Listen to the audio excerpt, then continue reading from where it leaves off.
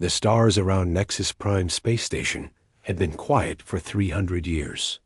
Admiral Vex Thigh stood on the bridge of his flagship, watching the endless black through the crystal windows. His blue skin reflected the soft glow of the ships. Energy systems today felt different. His sensors were picking up something strange. "Admiral, we have an unknown contact dropping out of hyperspace," reported his communications officer.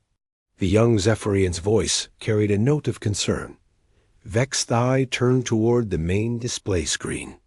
A massive shape appeared in the darkness, moving slowly toward their position. The ship looked nothing like the elegant crystal vessels of the Zephyrian Empire. This one was made of dark metal, covered in angular plates and strange protrusions. "What kind of ship is that?" Vex Thigh asked his tactical officer. "Unknown design, sir. It appears to be constructed from primitive metals. I'm detecting what looks like kinetic weapons mounted along its hull. Very crude technology." Vex Thigh smiled.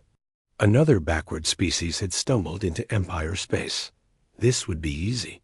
The Empire had dealt with hundreds of primitive civilizations over the centuries. They all followed the same pattern. Show them superior technology, demand submission, collect tribute. Simple. Open a channel to the unknown vessel. He ordered. The communication screen flickered to life, showing the interior of the alien ship. A human male sat in what appeared to be a command chair. He had short brown hair and calm blue eyes. His uniform was simple and practical, nothing like the ornate robes worn by Imperial officers. "This is Captain Jake Morrison of the human vessel. Liberty's Edge," the alien said. His voice was steady and polite. "We're explorers from Earth, seeking peaceful contact with other civilizations." Vex Thigh stepped forward, letting his full height and authority show on the screen. "I am Admiral Vex Thigh of the Zephyrian Empire. You have entered Imperial space without permission. Your ship will submit to boarding and inspection. You will. Then follow our vessels to the nearest Imperial world for processing." Captain Morrison tilted his head slightly. "I appreciate the introduction, Admiral. However, we're not looking for trouble. We're simply passing through this region on our way to survey some uninhabited systems. We'd be happy to discuss trade, agreements, or information exchange if you're interested." The human's casual response surprised Vex Thigh. Most species showed proper fear when confronted by Imperial authority. This human seemed completely relaxed, as if he were discussing the weather. "You misunderstand your situation, human," Vex Thigh said, his voice growing harder. "This is not a negotiation. You will comply with Imperial law or face the consequences." Morrison sighed and looked at someone off-screen. "Lisa, are you getting all this?" A female voice responded from somewhere on the human bridge. "Recording. Everything, Captain. Standard first contact protocols are being followed on our end." "Good." Morrison turned back to face Vex Thigh. "Admiral, I need to be clear about something. Humans don't respond well to threats or demands for submission. We prefer diplomatic solutions. If you're not interested in peaceful contact, we'll simply continue on our way." Vex Thigh felt his anger rising. No primitive species had ever spoken to an Imperial admiral with such disrespect. He gestured to his tactical officer. "Weapons to minimum power. Fire a warning shot across their bow. Show them what they're dealing with." The Zephyrian flagship's main plasma cannon charged with a bright blue glow. The energy beam lanced out through space, striking the front section of the human ship. Vex Thigh expected to see hull damage and signs of panic from the primitive vessel. Instead, the plasma energy simply dissipated across the human ship's hull like water hitting a stone. The dark metal plates seemed to absorb the energy without any visible effect. Morrison looked down at a display panel near his chair. "Lisa, damage report. Hull temperature increased by 0.03 degrees, Captain. No structural damage." Their energy weapons don't seem very effective against our armor. Morrison nodded and looked back at the screen. Admiral, that was quite impressive. Our sensors recorded the entire energy discharge. Thank you for the demonstration. Now, as I was saying, we'd prefer to handle this diplomatically. Vex's eyes stared at the screen in disbelief. The human ship had taken a direct hit from an Imperial plasma cannon and suffered no damage at all. That should have been impossible. Even their most advanced shields couldn't completely stop a plasma beam.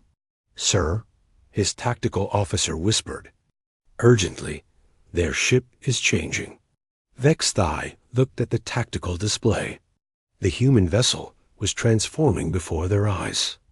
External panels were sliding away to reveal additional structures underneath. Weapon ports were opening along the hull. Sensor arrays were extending from hidden compartments. The ship that had looked crude and primitive moments ago now bristled with sophisticated systems. The transformation was smooth and deliberate, like watching a flower bloom in fast motion. Morrison's voice came through the speakers again, still calm and polite. Warning shot received and noted, Admiral.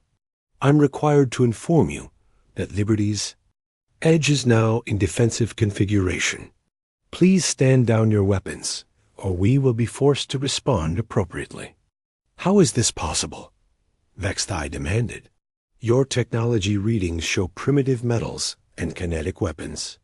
Morrison smiled slightly. Appearances can be deceiving, Admiral. Humans learned long ago not to show all their cards at once. We prefer to let others make assumptions about our capabilities. Behind Morrison, Vexthai could see other humans moving around the bridge with practiced efficiency. None of them seemed concerned about facing an Imperial fleet. They worked at their stations as if this were a routine training exercise. Sir, Morrison's tactical officer called out, I'm reading 12 additional Zephyrian vessels moving to intercept us. They're taking attack formation. Thank you, Lisa. Communications, please transmit our standard diplomatic package to the Zephyrian fleet. Include our trade proposals and cultural exchange protocols. Morrison turned back to face Vexthai. Admiral, I'm sending you information about humanity and our intentions in this region. We're not conquerors or raiders. We're explorers and traders. There's no need for conflict here. Vexthai felt the situation slipping out of his control. The Empire had protocols for dealing with primitive species, but nothing in the manual covered aliens who transformed their ships and remained calm under threat of Imperial firepower. You dare to threaten the Zephyrian Empire with a single ship? He demanded. Morrison shook his head. I'm not threatening anyone, Admiral. I'm simply trying to prevent a misunderstanding from escalating into violence. Humans have a saying, walk softly and carry a big stick. We prefer peace, but we're prepared to defend ourselves if necessary. The human captain looked at his tactical display again. Lisa, what's the status of those approaching ships? 12 vessels in attack formation, Captain. They're charging weapons and moving to surround us. Standard Imperial tactics, from what I can see in the database. Understood. Defensive systems to full readiness. Do not fire unless fired upon. Morrison looked back at Vexthai one last time. Admiral, this is your last chance to reconsider. We don't want to fight you, but we won't run away either. Humans have been dealing with bullies for thousands of years. We've gotten pretty good at it. Vexthai felt his pride burning. No primitive species would make the Zephyrian Empire back down. His ancestors had conquered star systems with inferior technology.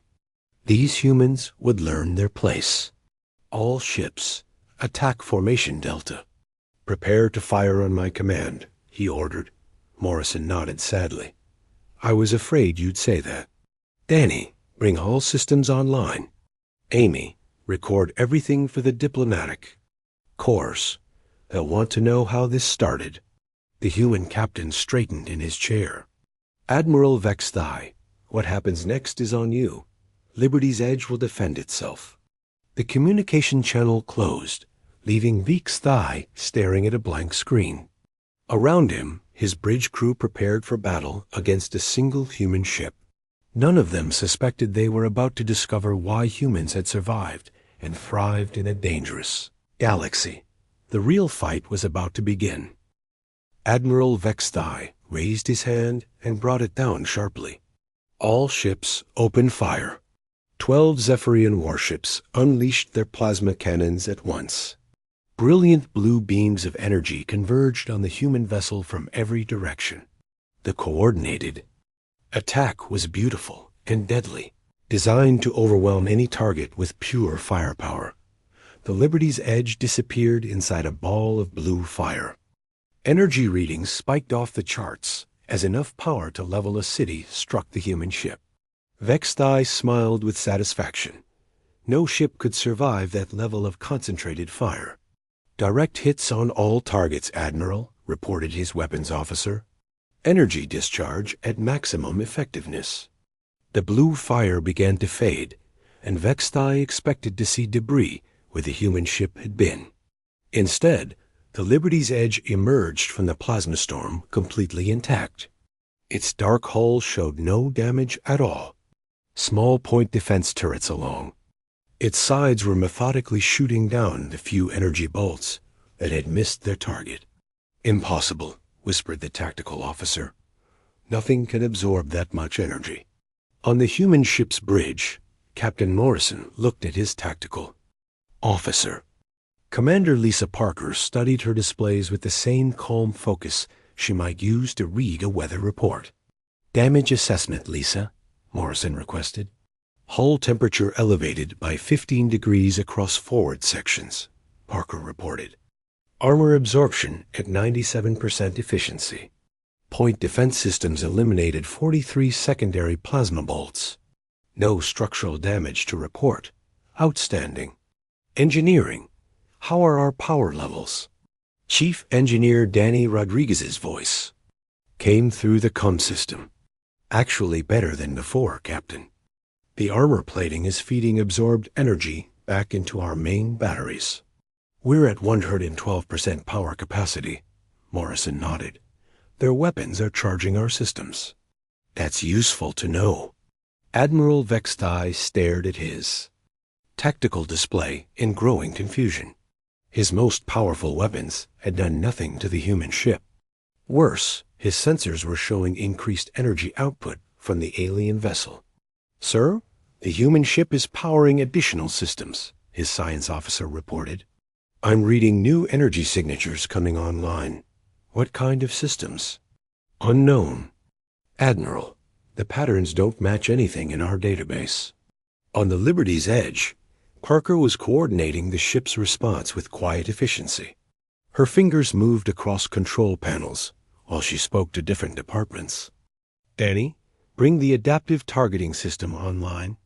Amy, start jamming their tactical frequencies.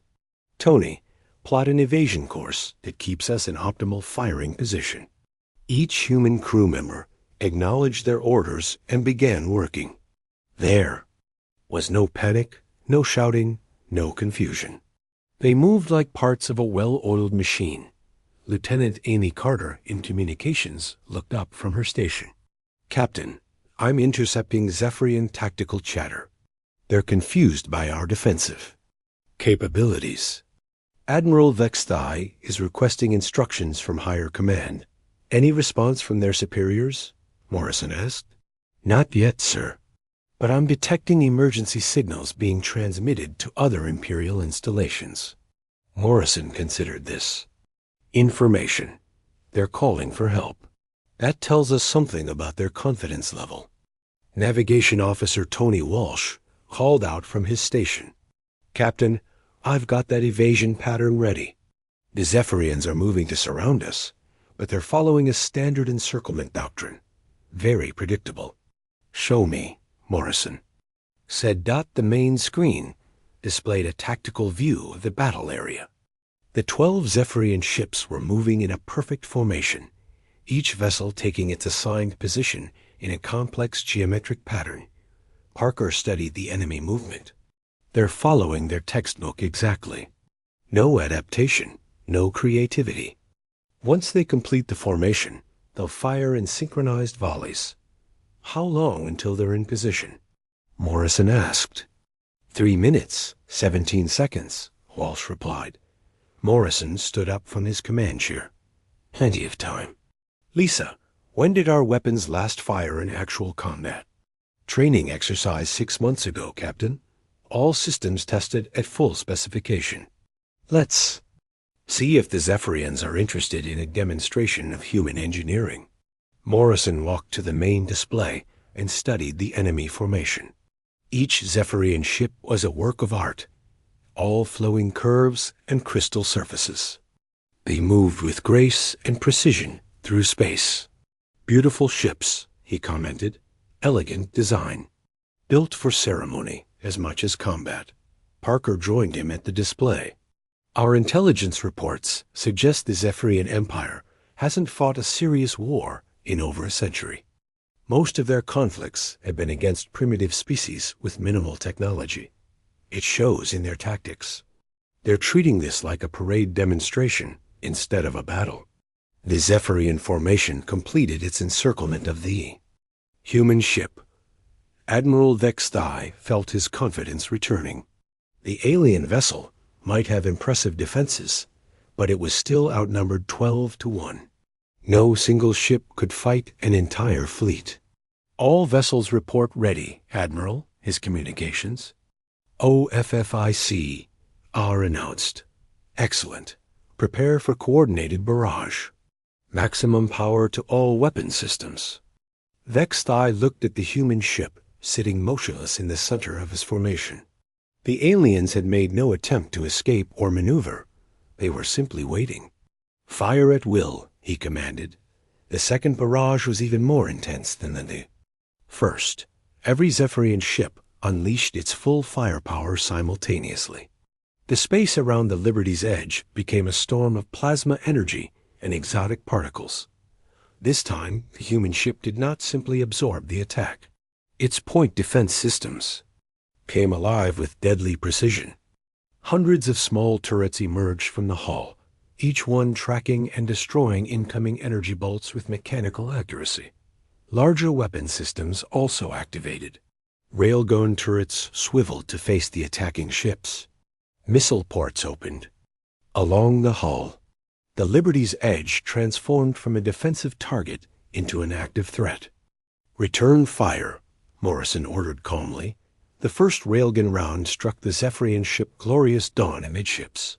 The kinetic projectile punched through the vessel's energy shields as if they weren't there, tore through the crystal hull, and exited the other side in a shower of debris.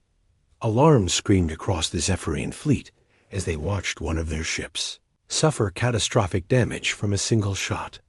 How did they penetrate our shields? Demanded Vexthai. Unknown, sir. The projectile appears to be a simple kinetic round, but it passed through our defensive systems without any energy interaction.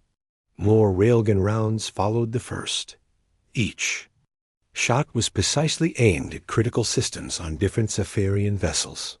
The humans weren't trying to destroy the enemy ships completely. They were systematically disabling them. The Brilliant Star lost its weapons array to a railgun strike. The Crystal Harmony's engines went offline when a human missile somehow passed through 3 layers of point defense and struck its power core. Parker coordinated the attack from her station with the same calm professionalism she had shown during defense. Target the Eternal Flames communications array. That ship appears to be their tactical coordinator. Confirmed, replied the weapons officer. Firing solution calculated. Another railgun round streaked across space and severed the Eternal Flames communication tower. The Zephyrian formation immediately began to lose coordination as ships lost contact with their command vessel.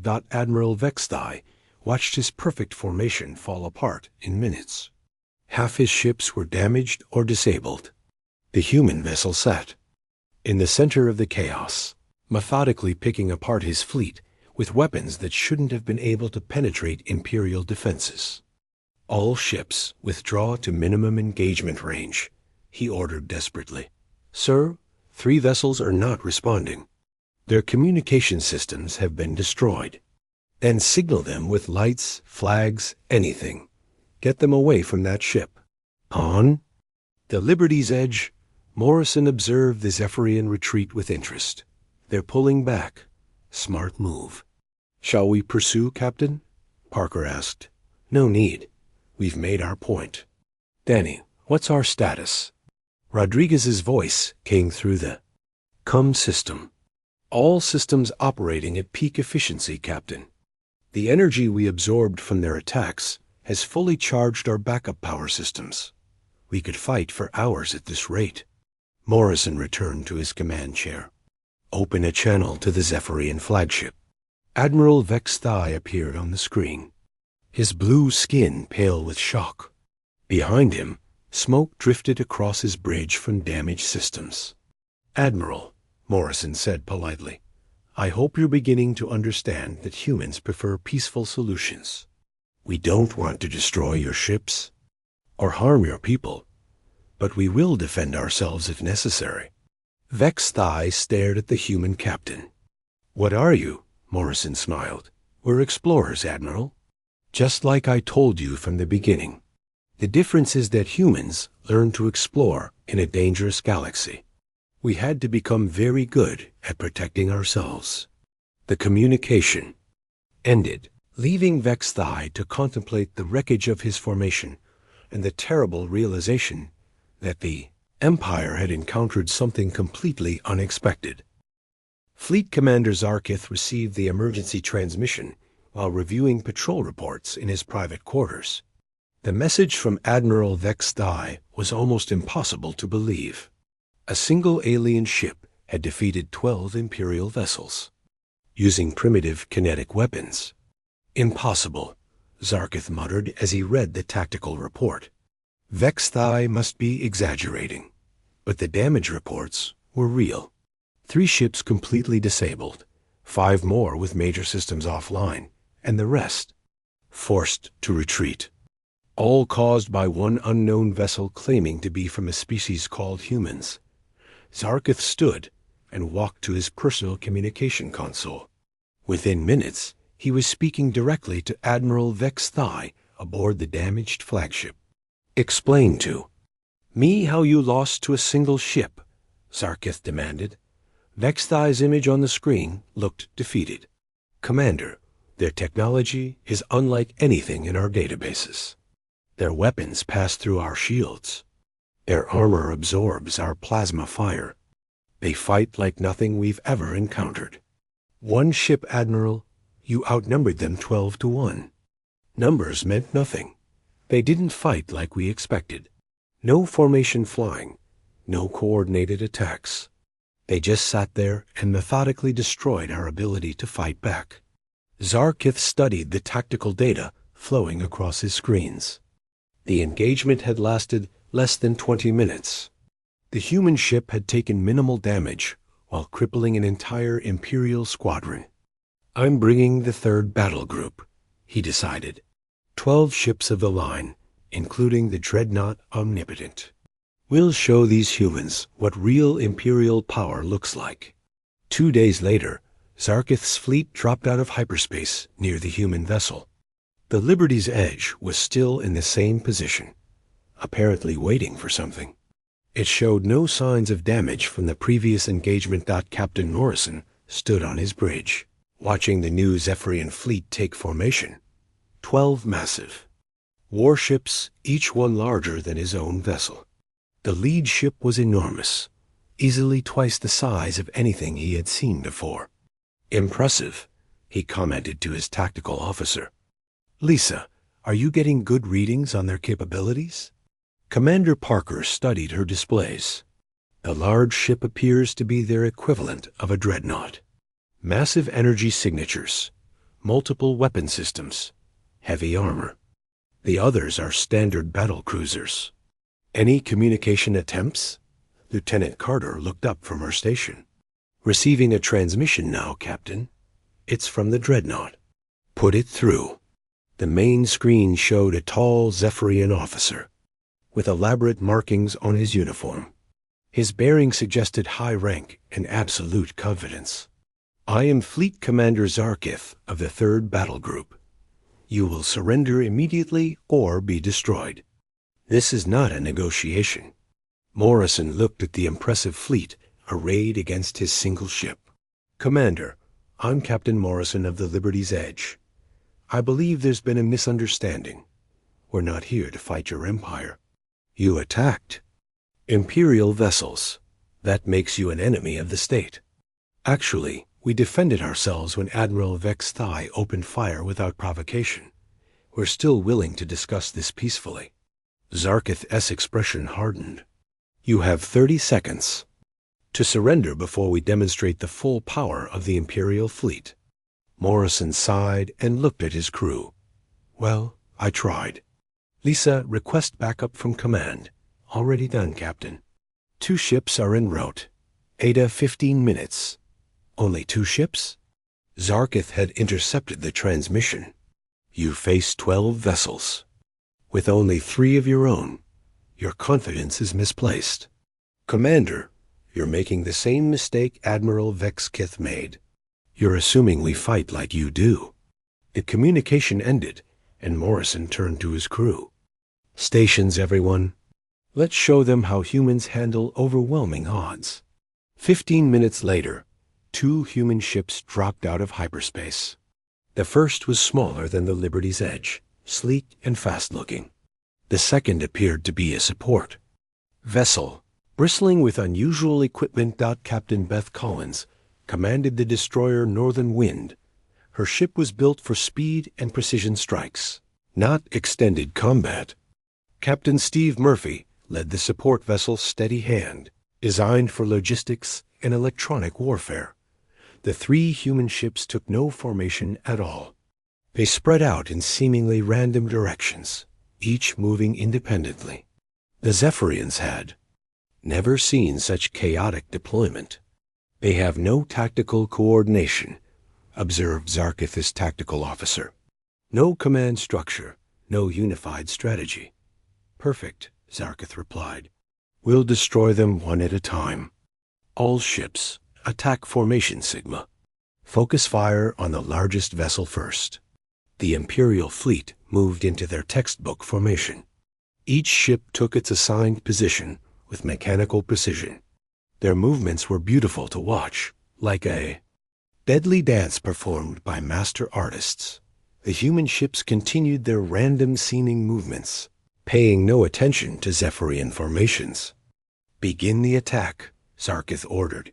The Imperial dreadnought fired first, its massive plasma cannons sending streams of energy toward the Liberty's Edge. The other ships followed, creating a coordinated barrage that should have vaporized any target, but the Liberty's Edge was no longer where the targeting computers expected. At the last moment, it had shifted position, and the plasma beam struck empty space. Before the Zephyrians could adjust their aim, the Northern Wind streaked through their formation at incredible speed. Captain Collins' ship fired a spread of missiles as it passed, each one targeting a different Imperial vessel. The Zephyrians tried to track the fast-moving destroyer, but their weapons were designed for long-range bombardment, not close combat. The Northern Wind was already gone before they could respond. Meanwhile, the Steady Hand had deployed dozens of small objects that spread throughout the battle area. Captain Murphy's ship seemed to be avoiding direct combat, but the devices it released were having a strange effect on Zephyrian systems. Commander, we're experiencing communication difficulties, reported Zarkith's communications officer. Something is interfering with our tactical networks. Electronic warfare, Zarkith realized. The support ship is jamming our coordination systems. On the Liberty's Edge, Morrison was coordinating with his fellow captains using encrypted channels that the Zephyrians couldn't detect or jam. Beth, how are those new engines working out? He asked. Captain Collins' voice came through clearly. Like a dream, Jake. I can run circles around these big ships all day. "Steve, are your toys working?" Captain Murphy laughed. "Better than expected. Their command networks are completely disrupted. They can't coordinate attacks or share targeting." "Ada, excellent. Let's show them what happens when humans get creative." The next phase of the battle defied everything the Zephyrians understood about space combat. The 3 human ships began using the environment itself as a weapon. Navigation. Officer Tony Walsh, aboard the Liberty's Edge, had studied the battle area carefully. Asteroid debris from an ancient collision drifted throughout the region. What looked like obstacles to the Zephyrians became opportunities for the humans. The northern wind used its superior speed to herd enemy ships toward asteroid fields. Zephyrian vessels tried to follow. They found themselves navigating through dangerous debris while the human destroyer danced between the rocks with impossible grace. The Liberty's Edge demonstrated another human advantage. While Zephyrian ships had to choose between shields and weapons, the human vessel could do both simultaneously. Its adaptive systems constantly adjusted to battlefield conditions. Dr. Helen Brooks, aboard the Steady Hand, was having the time of her life. The civilian researcher had been studying Zephyrian technology for years, but she had never seen it in action. Now she could analyze their systems in real time. "Steve, I'm sending you updated countermeasures," she called out. "Their plasma weapons use a rotating frequency pattern. If we can match the rotation and invert it, we can neutralize their energy output." "Got it," Murphy replied. "Deploying countermeasure drones now." Small automated devices spread through the battle area, each one broadcasting specific frequencies designed to interfere with Zephyrian weapons. The effect was immediate and devastating. The Imperial fleet's coordinated attack became a confused mess. Ships fired at targets that were no longer there. Plasma beams dissipated harmlessly as human countermeasures neutralized their energy. Formation. Flying became impossible as electronic warfare disrupted their coordination, but the humans were just getting started. Captain Collins demonstrated the human concept of combined arms tactics. Instead of each ship fighting independently, they worked together in ways the Zephyrians couldn't predict or counter. The northern wind would streak through enemy formations, forcing them to turn and pursue. This brought them into range of the Liberty's Edge, which would disable their engines with precision railgun fire. The Steady Hand would then deploy repair drones to assist the damaged ships, preventing unnecessary casualties while keeping them out of the fight. Fleet Commander Zarkith watched his perfect formation fall apart. His ships were being outmaneuvered by a force 1/4 their size. Worse, the humans seemed to be learning and adapting their tactics in real time. "How are they doing this?" he demanded. "Sir, they're not following any known tactical doctrine," his tactical officer replied. "They appear to be making up their strategy as they go along. That's impossible. Space combat requires coordination and planning." Emperor Malthus stood in the great throne room of the Imperial Palace, reading the reports from the frontier with growing disbelief. 2 separate fleet actions, both ending in Imperial defeat. The casualty reports showed dozens of damaged ships and thousands of wounded crew members, all caused by a handful of human vessels. "This is unacceptable," he declared to his assembled advisors. "The Empire has not suffered such defeats in 3 centuries. Who are these humans?" General Veltar, commander of Imperial forces, stepped forward. "Your Majesty, our intelligence suggests they are a new species from beyond the Outer Rim. Their technology appears primitive, but their tactics are unlike anything we have encountered." Primitive technology defeated 2 of our fleets? Their ships are made of simple metals and use kinetic weapons. But somehow these crude systems are more effective than our energy-based arsenal. The Emperor paced across the crystal floor of the throne room. His ancestors had built the Empire through strength and determination. No backward species would make him look weak. "Assemble the Grand Fleet," he ordered. "Every ship of the line, every battle cruiser, every support vessel. I will personally lead this expedition." "Your Majesty," protested Admiral Keshran, "that represents over 200 ships. Surely such force is unnecessary against a few alien vessels." "Nothing is unnecessary when Imperial honor is at stake. These humans will learn what happens when someone challenges the Zephyrian Empire." 3 weeks later, the largest fleet in Imperial history gathered at the edge of human space. 230 vessels, including the Emperor's personal flagship Eternal Glory. The massive dreadnought was a work of art, its crystal hull glowing with internal energy systems. The human response baffled Imperial strategists completely.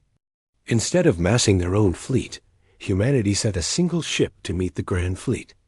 The vessel looked even less impressive than previous human ships. It appeared to be some kind of industrial platform rather than a warship. Captain Ray Johnson stood on the bridge of the heavy cruiser Democracy's Will, watching the approaching Imperial Armada. His ship was indeed different from typical human warships. It had been designed as a mobile manufacturing platform, capable of building whatever was needed in the field. "That's a lot of ships," commented his first officer, Linda Hayes. "Tactical. Says over 200 contacts." "They're certainly making a statement," Johnson replied. "Amy, any communication attempts?" Communications Officer Curran Wright nodded. "The Emperor himself wants to speak with you, Captain. Shall I put him through?" "Might." "As well. Let's see what he has to say." The main screen showed the interior of the Imperial flagship. Emperor Malthus sat on an ornate throne, surrounded by advisors and guards. His robes were magnificent, covered in jewels and precious metals. Everything about the scene spoke of absolute power and ancient authority. "I am Emperor Malthus, ruler of the Zephyrian Empire," he announced. "You will surrender immediately and submit to Imperial justice for your attacks on our forces." Captain Johnson looked around his practical, functional bridge. His crew wore simple uniforms and worked at plain metal consoles. The contrast with Imperial splendor was striking. "Your Majesty, I'm Captain Johnson. I think there's been a misunderstanding. We haven't attacked anyone. We've only defended ourselves when your forces opened fire without provocation. You dare to claim the Empire initiated hostilities?" The Emperor's voice rose with indignation. "Check your own records, Your Majesty. In every case, Imperial forces fired first after we attempted peaceful contact." The Emperor gestured dismissively. "The Empire does not explain itself to primitives. You will surrender or face the consequences." Johnson sighed. "Your Majesty, I'd like to request a personal meeting before this goes any further. Maybe we can work something out. You presume to bargain with the Emperor? Very well. You may come aboard my flagship under flag of truce. Bring your senior officers. I want to see what manner of beings dare challenge Imperial authority." An hour later, Johnson arrived aboard the Eternal Glory with 3 members of his senior staff. First Officer Linda Hayes, Chief of Security Paul Turner, and Science Officer Curran Wright accompanied him to the Imperial throne room. The humans walked through corridors lined with precious crystals and exotic metals. Zephyrian guards in ornate armor watched them pass with curious eyes. Everything was designed to impress visitors with Imperial wealth and power. The throne room was enormous, its crystal dome showing stars beyond. Emperor Malthus sat on his throne at the far end, making the humans walk the entire length of the hall under the gaze of hundreds of courtiers, and his officers approached the throne with casual confidence. They showed proper respect, but no fear or intimidation. Their simple uniforms and practical equipment looked almost shabby in the magnificent setting. "So these are humans," the Emperor mused, studying them carefully. "You appear unremarkable. How do you explain your victories against Imperial forces? Johnson stepped forward. Your Majesty, the answer is simple. We approach problems differently than you do. Explain. The Empire built its success through conquest and domination. You created rigid hierarchies and standardized tactics that work well against species who think like you do. But humans evolved differently. How so? Science Officer Wright spoke. Up, Your Majesty, humans spent thousands of years competing with each other. We learned to adapt, to think creatively, to work together in flexible teams. We developed technology and tactics designed to handle unexpected situations. The Emperor leaned forward on his throne. You claimed your primitive weapons are superior to Imperial technology? Chief Turner shook his head. Not superior, Your Majesty. Just different. Your energy weapons are powerful and elegant, but they follow predictable patterns. Our kinetic weapons are simple and crude, but they work in ways your shields weren't designed to stop. And your tactics? First Officer Hayes answered. Human military doctrine emphasizes adaptation and flexibility. We don't follow rigid formations or predetermined attack patterns. Each ship and crew is trained to think independently and respond to changing conditions. Emperor Malthus stood from his throne and walked closer to the humans. You speak of cooperation and flexibility. Yet, you face the Grand Fleet with a single vessel. Is this human arrogance or stupidity? Johnson smiled. Neither, Your Majesty. It's confidence in our approach to problem solving. We don't need massive fleets when we have better solutions. One ship against 200. Your confidence is misplaced. Perhaps. But consider this, Your Majesty. Every previous encounter has ended with Imperial defeat despite superior numbers. Maybe the problem isn't our confidence. The Emperor's expression darkened. You dare suggest the Empire is weak? I suggest the Empire is unprepared for opponents who don't follow your rules. There's a difference. Enough. The Emperor returned to his throne. This meeting is over. Return to your ship and prepare to surrender or die. Johnson nodded to his officers. As you wish, Your Majesty. But remember, what happens next was your choice, not ours. The humans left the throne room with the same casual confidence they had shown upon arrival. Emperor Malthus watched them go, troubled by their complete lack of fear. Your Majesty, asked General Veltar, shall we begin the attack? Immediately. All ships, maximum firepower. I want that human vessel vaporized. The Grand Fleet moved into attack formation, an awesome display of Imperial power. 200 ships arranged in perfect geometric patterns, their crystal hulls glowing with charged energy systems. The democracies sat motionless in the center of the formation, looking tiny and helpless against the massive fleet surrounding it. All ships report ready, Your Majesty, announced the fleet commander. Fire, ordered the Emperor. The space around the human ship became a storm of energy as every weapon in the Grand Fleet fired simultaneously. Plasma beams, particle cannons, and exotic energy projectors converged on the single target. When the energy storm cleared, the democracy's will was still there. But something had changed. The human ship was no longer alone. Thousands of small objects filled the space around it. Drones, automated weapons platforms, sensor arrays, and manufacturing units spread out in all directions. The single ship had become the center of a growing cloud of autonomous systems. Captain Johnson's voice came through on all frequencies. Your Majesty, you wanted to see what happens when humans get serious about problem solving. Democracy's will isn't just a warship. It's a mobile factory, and we've been building. The Emperor stared at his tactical displays as more and more contacts appeared around the human vessel. Each small unit was armed and autonomous. The humans had turned a single ship into an entire fleet in a matter of minutes. How is this possible? He whispered.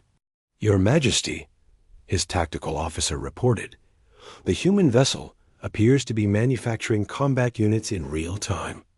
I count over 3,000 individual contacts, and the number is still growing.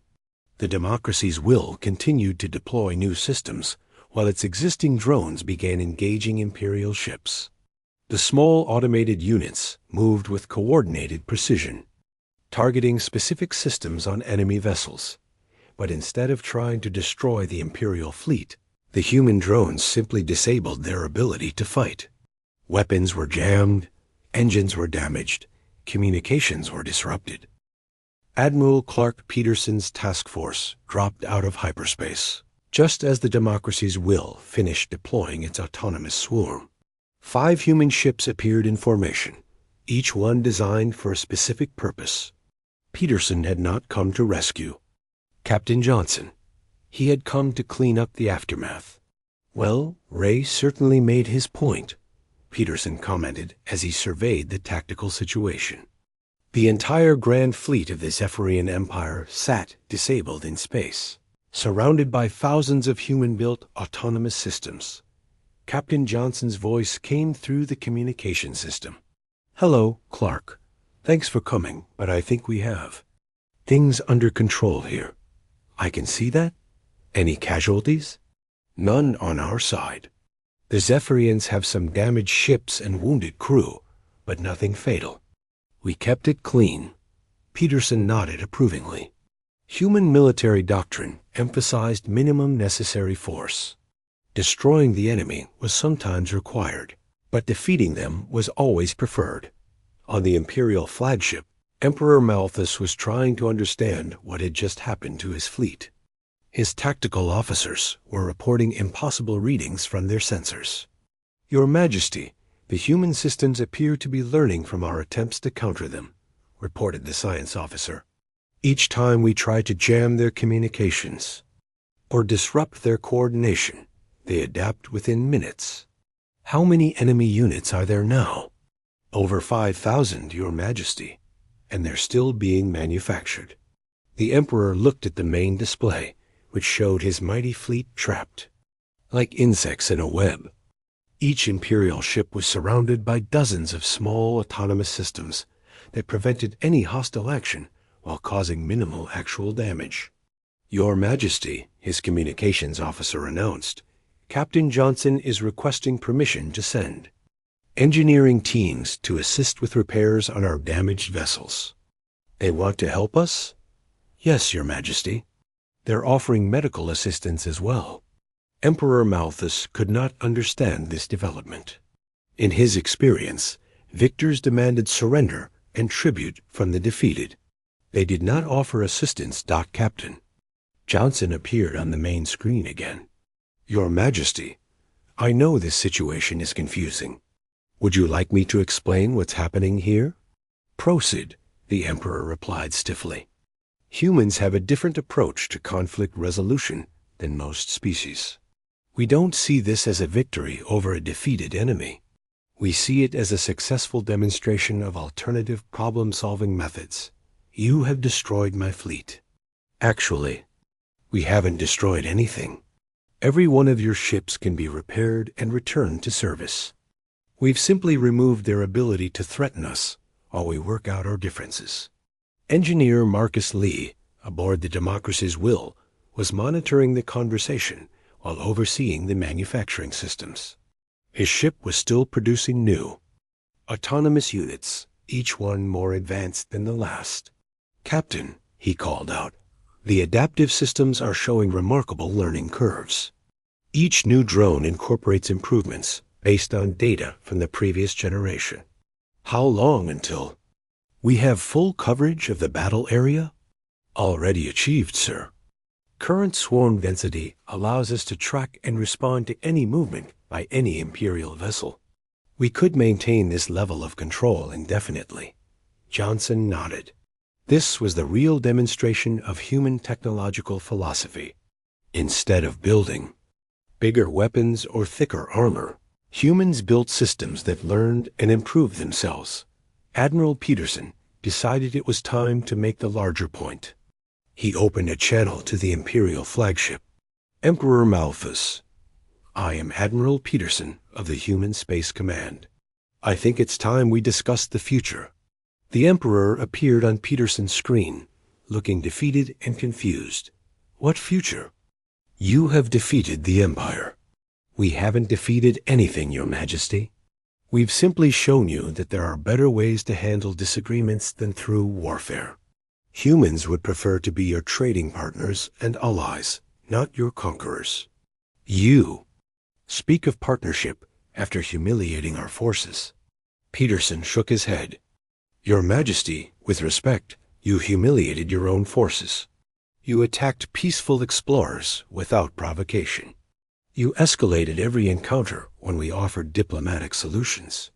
You brought the full might of your empire against species seeking only trade and friendship. We are the Zephyrian Empire. We do not negotiate with primitives. And that's exactly the problem, Peterson replied patiently. You're still thinking in terms of primitives and advanced species, conquerors and conquered. Humans think in terms of partners and problems to be solved. On the bridge of the democracy's will, Science Officer Wright was analyzing the Imperial fleet's technology in real time. The autonomous swarm was providing detailed scans of every Zephyrian system. Captain, their technology is actually quite impressive, she reported. Different from ours, but not inferior. Their energy-based systems could complement our kinetic weapons very well. Interesting. What about their manufacturing capabilities? Limited compared to ours, but they have excellent material science. Those crystal hulls are incredibly elegant and efficient. Johnson smiled. Karen, prepare a comprehensive technology sharing proposal.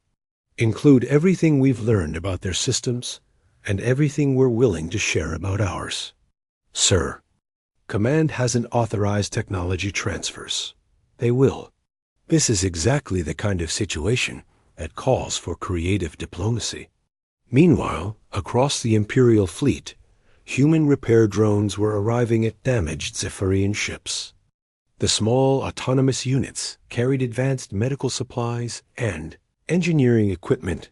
Captain Beth Collins of the Northern Wind was coordinating the relief effort. All teams, remember we're guests here. Ask permission before boarding any Imperial vessel. Offer assistance, don't impose it. The Zephyrian crews watched in amazement as their former enemies worked to repair battle damage and treat wounded personnel. The humans showed no arrogance or demands for surrender. They simply helped. Dr. Helen Brooks was aboard one of the damaged Imperial cruisers, working alongside Zephyrian medical officers to treat injured crew members. The alien doctors were fascinated by human medical technology. Your regeneration stimulators are remarkable, commented the Zephyrian chief medical officer. How do they work? Different approach than your energy-based healing, Brooks replied. While operating the device, we use biocompatible nanomachines that encourage natural healing processes. Less elegant than your methods, but very effective. Could you teach us this technique? I'd be happy to. If you're interested, I could show you how to manufacture the nanomachines using materials from your own medical bay. This scene was repeated throughout the Imperial fleet. Human specialists worked alongside Zephyrian crews, sharing knowledge and techniques while repairing the damage from the battle. Emperor Malthus received reports of these activities with growing confusion. His worldview was being challenged at its most fundamental level. Your Majesty, reported his aide, the humans are sharing their technology freely. They're teaching our engineers how to manufacture their equipment. They're not demanding anything. In return, there must be some trick, some hidden agenda. I can find none, Your Majesty. They appear to be genuinely interested in helping us. Captain Johnson requested another meeting with the Emperor. This time, Malthus agreed to come aboard the Democracy's will. The human ship's interior was as practical and functional as its exterior.